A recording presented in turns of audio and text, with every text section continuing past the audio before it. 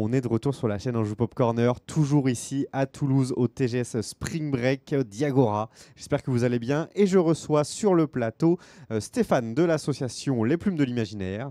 Il va venir nous parler du spectre de tout ce que fait Les Plumes de l'Imaginaire et notamment de la revue Intervalle. Stéphane, bonjour. Bonjour. Ça va bien? Bien, très bien. Alors, est-ce qu'on peut commencer très simplement en présentant Les Plumes de l'Imaginaire? Tout à fait. Donc l'association des plumes du l'imaginaire, on est une association dont le Je but t'invite à c'est... parler bien dans le micro. Ouais. Pas de problème. Donc le but de l'association, c'est vraiment de faire lire des auteurs francophones dans le cadre de nouvelles principalement, puisque nous faisons une revue de nouvelles donc qui s'appelle Intervalle. Le but, c'est de faire découvrir ces auteurs donc dans le cadre de textes courts. Ça permet de pouvoir découvrir de nouvelles plumes sans avoir besoin de s'investir sur des romans de beaucoup de pages. Et derrière, on peut, parce que nous, on va promouvoir en fait nos auteurs, dire cette plume-là, je l'ai appréciée et qu'est-ce qu'ils ont fait d'autre. Donc nous, on va avoir, évidemment, dans la revue elle-même, on va donner les liens vers les sites de l'auteur s'il existe. Aussi, on va maintenir leur bibliographie sur notre site. Le principe, comme je dis, on est une association. Le but, c'est pas de faire du bénéfice ou quoi. Tout est bénévole dans ce que nous faisons, que ce soit le staff ou... Il y a une vraie volonté de partager. Voilà, c'est ça. Le but, c'est vraiment de partager la littérature, de faire découvrir quelque chose. Et aussi, en fait, on fonctionne sur concours. D'accord. Donc, les gens nous envoient leurs nouvelles, on sélectionne celles qu'on a préférées. Ok. Et parmi celles qu'on a préférées, il va peut-être y avoir effectivement des auteurs qui ont une bibliographie fournie, mais aussi des débutants. Notre but, c'est aussi de les aider, de leur donner une première référence déjà, mais aussi de les accompagner, puisqu'on va retravailler les textes avec les auteurs. On va leur donner des conseils pour que ce soit le mieux possible au moment de la publication. Donc on a un peu, dans un même numéro, des fois, les deux profils qui vont se côtoyer entre des auteurs confirmés qui ont déjà beaucoup de choses en librairie et des auteurs dont c'est la première fois. Oui, complètement. Mais qui ont quand même fait une histoire qui nous a retenu notre attention. Hop, je prends un numéro pour le montrer. Et tout à l'heure, quand je suis passé sur votre stand, il y avait des jeunes filles et elles disaient que c'est vrai que ce n'étaient pas des grandes lectrices, etc. Ça s'adresse vraiment à tout le monde. C'est-à-dire qu'on peut ne pas être un grand lecteur et vouloir se lancer parce que les nouvelles, si j'ai bien compris, en termes de longueur, ça peut être 2 pages, 4 pages, 8 pages. Il y a de tout, il y a de l'illustration aussi. C'est ça. La moyenne sur une revue comme ça va être des nouvelles entre 4 et 8 pages. Et effectivement, dans ces 4 et 8 pages, il faut compter que nous les faisons illustrer. Et quand je dis que nous promouvons nos auteurs, nous promouvons aussi nos illustrateurs. D'accord, oui. De la même manière, on va donner des liens vers le site de l'illustrateur, on va donner toutes les références possibles. Les revues sont illustrées à la fois, on le voit sur la couverture, mais si on regarde à l'intérieur, chaque nouvelle... Mais c'est difficile avec le micro. Chaque nouvelle est illustrée individuellement par un illustrateur différent, donc on a des illustrateurs avec qui on... C'est-à-dire que l'illustrateur, lui, va découvrir la nouvelle, il va adapter son illustration. On va vraiment fournir la nouvelle à l'illustrateur pour qu'il s'imprègne de l'univers et qu'il fasse une illustration en lien avec ça. Et on a après l'illustrateur qu'on connaît et dont on sait qu'il va avoir une sensibilité peut-être plus proche de telle ou telle nouvelle. On sait que quelqu'un qui a l'habitude d'illustrer de la SF, on va plutôt lui donner une nouvelle de SF. Parce que là aussi, le but dans chaque revue, c'est d'essayer d'avoir un bon équilibre entre science-fiction, fantasy, fantastique. Et si on fait un petit historique, depuis quand du coup Intervalle existe et où est-ce qu'on en est aujourd'hui? Alors, ça fait 12 ans. 12 ans, ok. 12 ans qu'on fait ça. À peu près, en général, une revue tous les 6 mois. D'accord. Et donc là, on est en train de travailler sur le numéro 24. D'accord. Et ça continue. Est-ce qu'il y a des auteurs qu'on retrouve qui reviennent de manière régulière? On en parlait un petit peu tout à l'heure. Oui, alors il y a effectivement... Les concours sont anonymes, on ne va pas prendre une nouvelle parce que c'est de telle personne, mais il y a des plumes qu'on apprécie et qu'on retrouve quand même régulièrement. Donc on a certains auteurs, là si je prends effectivement sur ce numéro 19, je vois qu'il y a Julie Limoges. Julie Limoges, elle est, je ne sais plus, mais peut-être dans 7 ou 8 numéros. Ouais, d'accord. Voilà. Mais elle est aussi romancière. On a aussi, comme nous, le but c'est aussi de promouvoir ce qu'ils font à côté. On essaie aussi quand on vient dans les salons, sur notre stand, d'avoir les romans de nos auteurs. Fait, ouais. On a des romans de Julie Limoges sur notre stand. C'est ça. Est-ce que vous avez eu l'occasion d'avoir sur ces 12 années d'existence des auteurs qui derrière finalement ont rencontré un petit succès, en tout cas à leur niveau? Tout à fait. On a sur notre numéro 4... Au moins sur notre numéro 4, peut-être sur un autre numéro, je ne sais plus, mais au moins sur le numéro 4, nous avons Émilie Kerbalek. C'était sa première ou une de ses premières publications. Émilie Kerbalek, depuis, elle a eu le prix Rosniene du meilleur roman, elle a eu des prix internationaux, je crois qu'elle a eu un prix européen du meilleur roman de science-fiction, ça fait longtemps que ce n'était pas arrivé à un Français.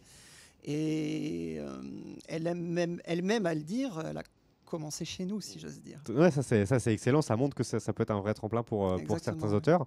Tu as ramené aussi en plateau du coup un recueil annexe, qui est du coup un recueil lié à un anniversaire. Oui, pour nos 10 ans, en fait, on avait voulu faire quelque chose d'un peu plus, peut-être un petit peu plus différent, un peu plus ambitieux. On l'a fait, alors là, autant là, c'est à chaque fois un concours sur une thématique. C'est ça. Donc là, par exemple, c'était sur la mythologie, sur les reptiles. Autant là, on avait un thème, c'était les pays d'Asie, donc imaginaire d'Asie. Et on a réuni des auteurs avec qui on avait travaillé sur certaines revues. C'est ça. Et on s'est réunis, en fait. On a travaillé ensemble. On a fait chacun une nouvelle, on s'est relus mutuellement, on s'est corrigé mutuellement, on s'est critiqué mutuellement, dans le but de sortir un ouvrage un petit peu... qui ferait date dans l'histoire de notre association. Qui marque le coup, qui marque les ans. Et il a lui aussi eu, on a été finaliste aux Imaginales en 2023 sur ce recueil. Donc on est dans les, je ne sais plus si c'était 4 ou 5 meilleurs recueils de l'année. Ok, excellent. Excellent. Je voulais revenir juste rapidement sur l'aspect concours. Comment ça se passe aujourd'hui? C'est-à-dire que c'est sur les réseaux Etherval que vous annoncez l'ouverture du concours, ou c'est un concours qui est en continu? Alors, non, on lance notre nouveau concours à une certaine date. On l'annonce sur notre site, mais on l'annonce aussi sur les réseaux sociaux, évidemment. Et on donne une deadline. Donc là, par exemple, on a un concours en cours qui est sur le thème des pirates. D'accord, thème des pirates, très intéressant. Pirates au sens large, donc ça peut être pirate avec le drapeau noir, mais ça peut être pirate informatique, pirate de l'espace, la piraterie. Le but, c'est d'avoir à chaque fois de la science-fiction, fantasy-fantastique, de toute façon. Très bien. Et je crois que de mémoire, la deadline, c'est le 20 juillet. Ok, d'accord. D'ici au 20 juillet, les gens vont nous envoyer leurs nouvelles. Okay. À la fin, on en recevra un certain nombre et puis on va sélectionner celles qu'on a préférées, comme d'habitude. Et c'est après sélection que vous allez éventuellement retravailler certains aspects avec les auteurs? Tout à fait. Ok, d'accord. C'est-à-dire que on a l'habitude, ce qu'on sélectionne, c'est la nouvelle, mais c'est aussi la potentialité de la nouvelle. Il y a des fois des nouvelles, on sait qu'il y a des choses à retravailler, mais on sait que ça peut donner vraiment quelque chose de bien. Donc on va aussi garder ça à l'esprit quand on fait notre sélection. Il y a aussi quelque chose qu'on fait, c'est très chronophage, donc on le fait à la demande, on essaye de faire toujours des retours à nos auteurs, même quand on ne les a pas sélectionnés.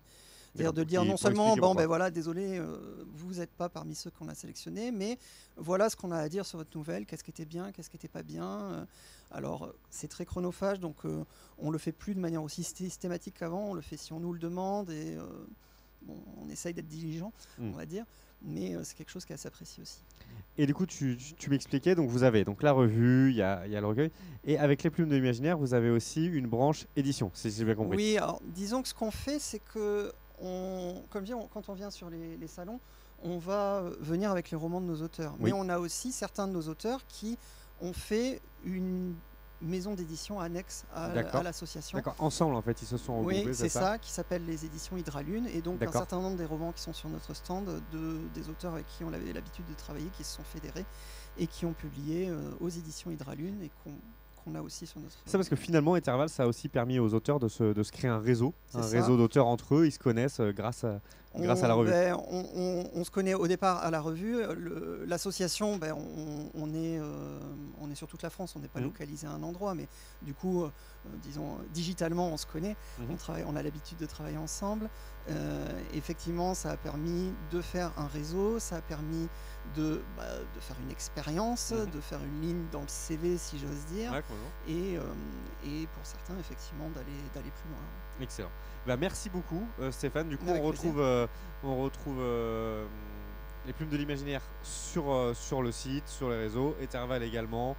Site, Facebook, etc. si on a envie d'en savoir plus. Exactement. Les numéros on peut racheter les numéros précédents on peut racheter les numéros précédents, il y en a certains qui sont épuisés, bien sûr, mais on peut racheter un certain nombre des numéros précédents.